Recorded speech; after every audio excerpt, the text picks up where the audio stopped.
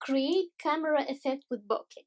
Okay, just for those of you who don't know, bokeh is that blurring that occurs in the background or the foreground, like here.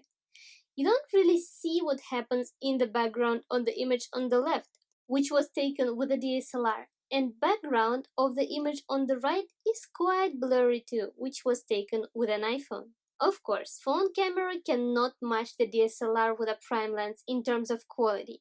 However, you can get that camera feel with your iPhone with a simple trick.